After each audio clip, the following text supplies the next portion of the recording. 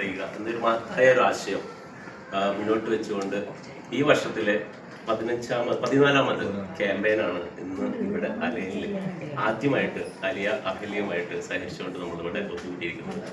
നമുക്കെല്ലാവർക്കും അറിയാം, ഒരുപാട് പ്രവാസികൾ ഒരുപാട് രോഗങ്ങൾ കൊണ്ട് ബുദ്ധിമുട്ടുന്നവരാണ്. അവർക്ക് ഇൻഷുറൻസ് പരിരക്ഷയില്ലാത്ത ഒരുപാട് പ്രവാസി തൊഴിലാളികൾ.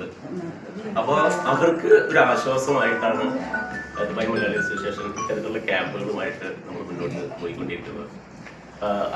അഹല്യമായിട്ട് എനിക്ക് തോന്നുന്നു ദുബായിലും ഷാർജയിലും അജ്മാനിലും ഒക്കെ ആയിട്ട് ഒട്ടനവധി ക്യാമ്പുകൾ നമ്മൾ സംഘടിപ്പിച്ചിട്ടുണ്ട്. അബുദാബിയിലും നമ്മൾ നടത്തിയിട്ടുണ്ടായിരുന്നു. ഇനിയിപ്പോൾ അടുത്ത ആഴ്ച റാസൽ ഖൈമയിൽ നമ്മൾ അഹല്യമായിട്ട് തന്നെ നടത്താൻ പോവുകയാണ്. അഹല്യ മാത്രമല്ല, വിവിധ മെഡിക്കൽ സെന്ററുകളൊക്കെ ആയിട്ട് നമ്മൾ സഹകരിക്കാറുണ്ട്.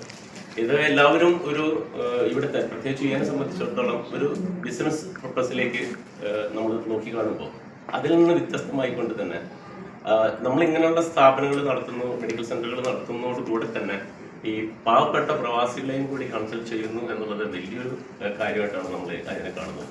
അപ്പൊ അത്തരത്തിലുള്ള സാഹചര്യങ്ങൾ, സന്ദർഭങ്ങൾ നമുക്ക് കിട്ടുമ്പോൾ ദുബായ് മലയാളി അസോസിയേഷൻ തീർച്ചയായിട്ടും അത് മാക്സിമം യൂസ് ചെയ്തുകൊണ്ട് ഇവിടുത്തെ ഒരുപാട് പ്രവാസികളായ സഹോദരന്മാർക്ക് ഇൻഷുറൻസ് പരിരക്ഷയില്ലാത്ത ഏതെങ്കിലും അസുഖങ്ങൾ വന്നു കഴിഞ്ഞാൽ പെനഡോള് ഒരു പനി വന്നു കഴിഞ്ഞാൽ കടോളോ പെനഡോളോ ഒക്കെ കഴിച്ച് ഇങ്ങനെ സംതൃപ്തി അടയുന്ന ഒരുപാട് ആളുകൾ പിന്നീട് ഹോസ്പിറ്റലിൽ ചെല്ലുമ്പോഴാണ് അതിനേക്ക് അപ്പുറത്തുള്ള ഒരുപാട് രോഗങ്ങൾ കൊണ്ട് ബുദ്ധിമുട്ടി പോകുന്ന ആളുകളാണെന്ന് മനസ്സിലാക്കാൻ സാധിക്കുന്നത്. അപ്പൊ അതിനാണ് ഇത്തരത്തിലുള്ള ക്യാമ്പുകൾ നമ്മൾ പ്രയോജനപ്പെടുത്തുന്നത്.